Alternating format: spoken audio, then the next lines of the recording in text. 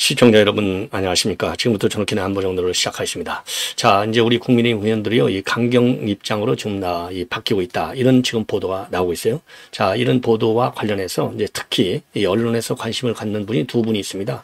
김기현 의원하고 지금 나경원 의원, 이 두 분을 상당히 관심을 갖고 특히 조선일보에서 집중 취재를 한 것 같습니다. 제가 이제 어제부터 말씀을 드렸는데 조선일보가 지금 많이 달라지고 있다, 이런 말씀을 드렸는데, 바로 요 기사도 우리 이제 우파, 그리고 이제 특히 한동훈 계열에 있는 인사들이, 사람들이 말이죠, 여전히 탄핵에 찬성하는 방향에서 지금 언론 접촉을 하고 있거든요. 이 사람들에 대한 일종의 경고적인 메시지도 된다. 그래서 이 기사는 상당히 좋은 기사가 아닌가, 이렇게 판단이 돼서 나경원과 그러니까 김기현, 요 두 분요, 제가 그러잖아요. 제가 무조건 오고 윤 대통령 살려야 된다. 그 이유는 계엄이 잘 됐느냐 지금 못 됐느냐는 따질 시기가 아니다. 왜? 칼을 들고 달려오는 부분이 내란죄, 계엄죄, 계엄, 요거를 가지고 윤 대통령의 목을 치려고 하는 거니까, 끌어내리려고 하는 거니까, 이것은 자유민주주의 체제를 갖다가 부인하는 세력들의 요게 이제 소행이고 공작이다. 그래서 저도 무조건하고 윤 대통령을 살려야 된다, 이런 거 아니겠어요? 그러니까 이제 기치가 뭐냐, 바로 자유민주주의입니다. 그래서 김기현 의원은 이제 그 나경원하고 이제 당 대표 선거 때 윤 대통령의 점지를 받아서 된 것이고, 이건 뭐 다 아는 얘기죠. 그리고 나경원 의원은 이제 윤 대통령한테 찍혀서 당 대표가 안 됐어요. 그런데 김기현이도 나중에 결국 이제 쫓겨나시다시피 해서 쫓겨난 것이고, 나경원이는 그래도 조금 이제 많이 화해 국면으로 돌아섰는데, 그래서 요 두 사람을 그런 이제 이 사연이 좀 있는데, 별로 안 좋은 사연이 있는데도 불구하고 한남도까지 가서 뛰는 이유가 뭐냐, 요거를 찾은 건데, 그 답이 제가 항상 부르짖듯이 자유민주주의를 지켜야 될 것 아니냐, 요거고, 그리고 민주당의 이 광란에, 탄핵의 칼춤, 이 헌재 도란하는 요거를 막아야 되겠다. 요 두 가지 이유로 언론에 설명을 하고 있습니다. 그래서 요 내용을 말씀드리도록 하고요.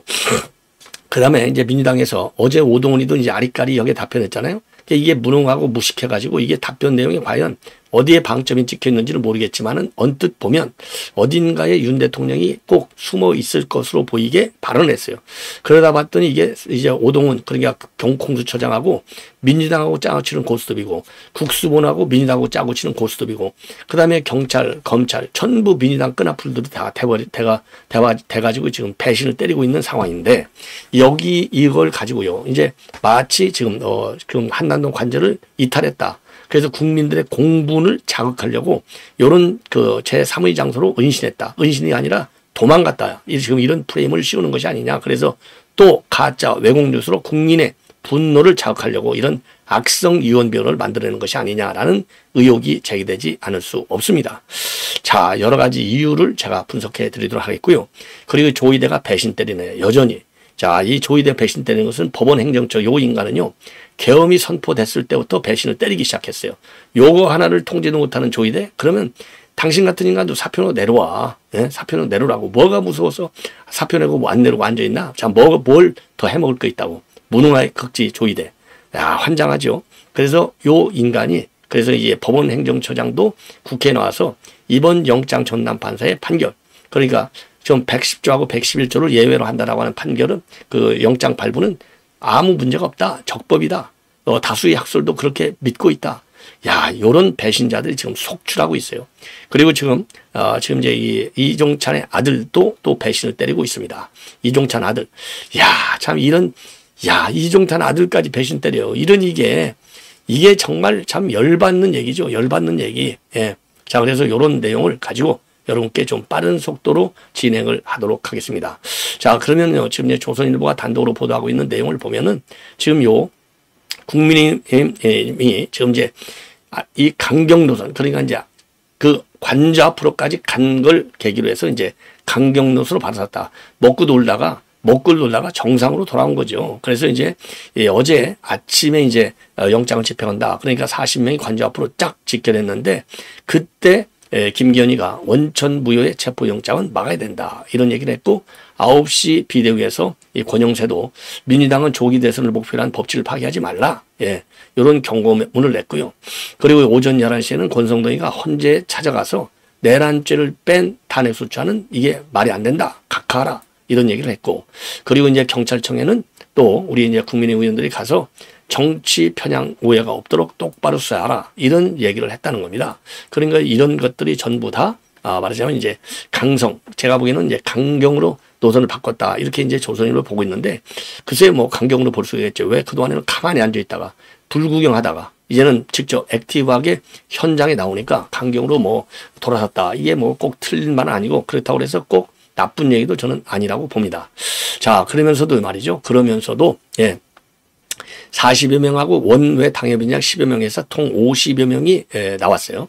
자, 그래서 이제 국민의힘의 당대표를 지냈던 김기현, 그리고 당대표 도전했다가 윤 대통령이 찍혀갖고 못 나온 나경원, 이런 사람들, 그리고 친윤계 이철규, 그 다음에 박성민, 그 다음에 영남권 의원들이 대부분이 다 나왔다고 합니다.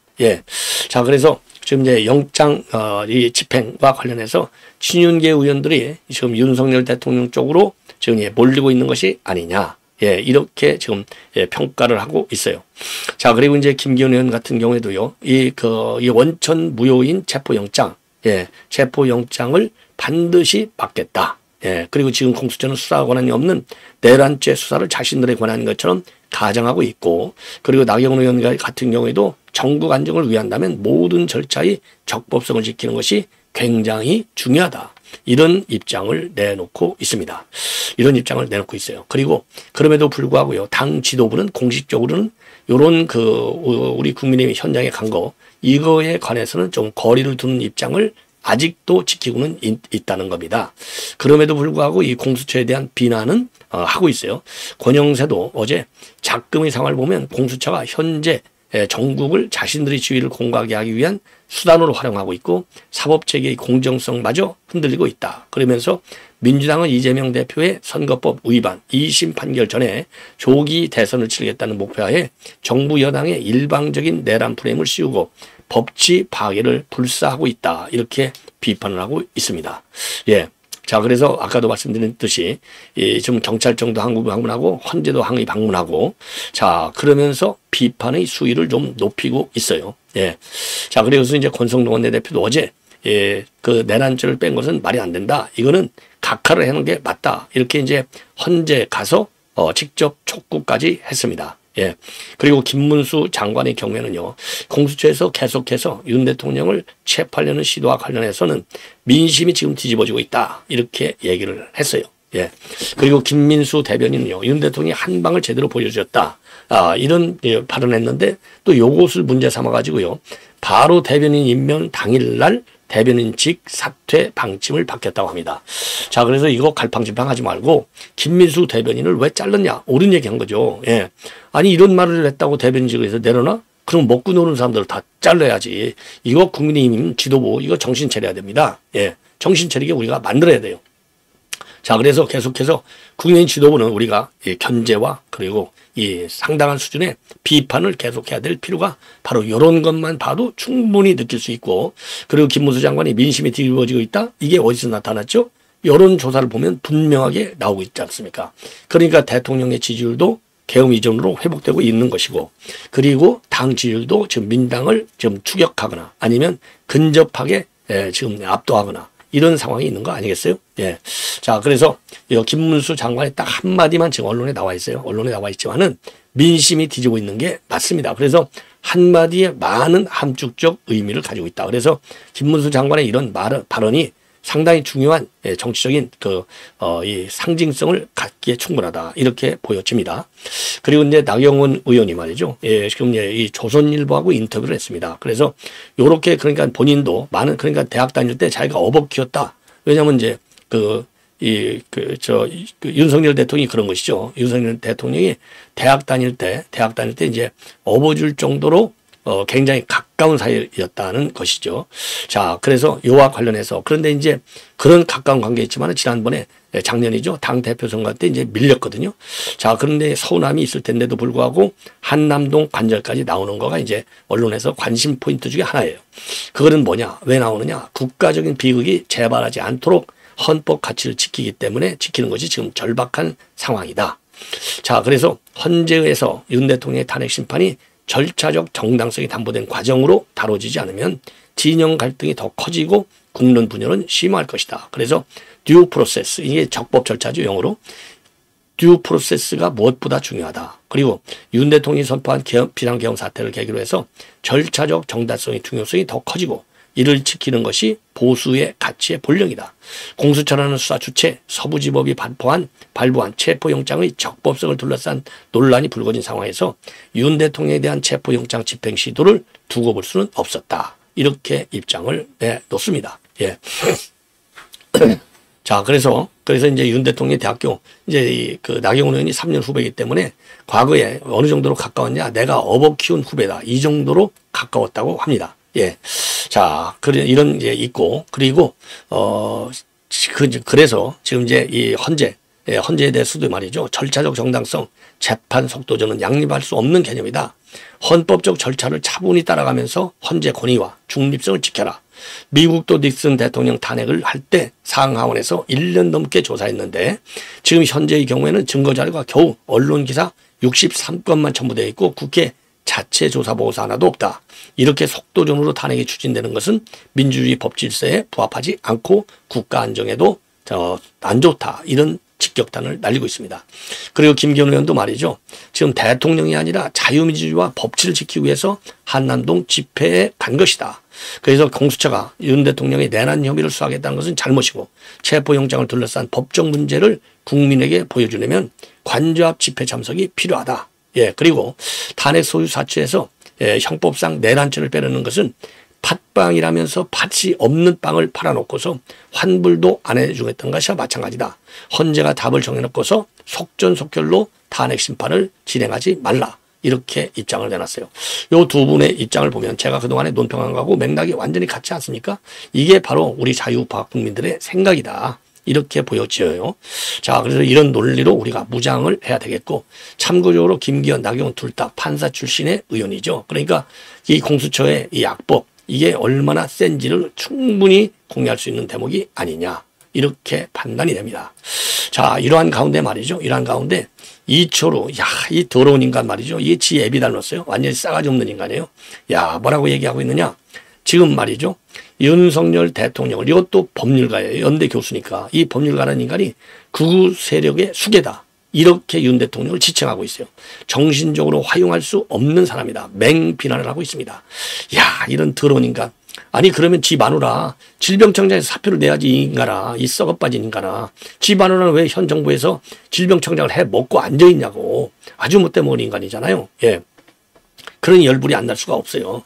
40년에 걸친 민주주의 공과를 통해서 가지게 된 믿음에 취해 민주주의를 파괴하는 극우 세력이 재편되고 있음을 간과한 것 같다. 자, 이게 우리 같은 사람은 다 극우 세력이에요. 아이고, XX 정말 기가 막히지 않아요?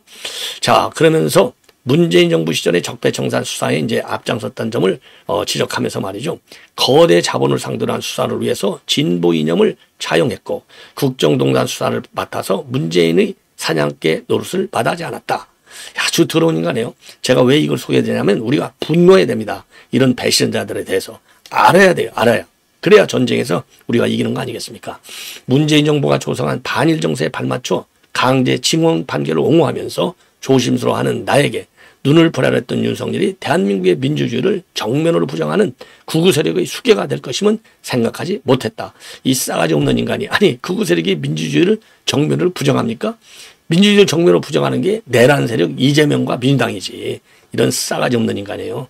2021년 그 연동에서 진영적 사고와 갈라치기 폭력적 기운을 느꼈지만은 그의 졸개들이 추진한 홍범도 형상 제거, 2024년도 8.15 경추사를 통해서 반대 세력을 공산 전체 세율로 몰아세우는 담론 전략을 보기 전에는 그가 정신적으로 활용할 수 없는 사람임을 깨닫지 못했다. 그의 졸개들, 그럼 네 마누라도 졸개야. 이 XX야. 그렇잖아요.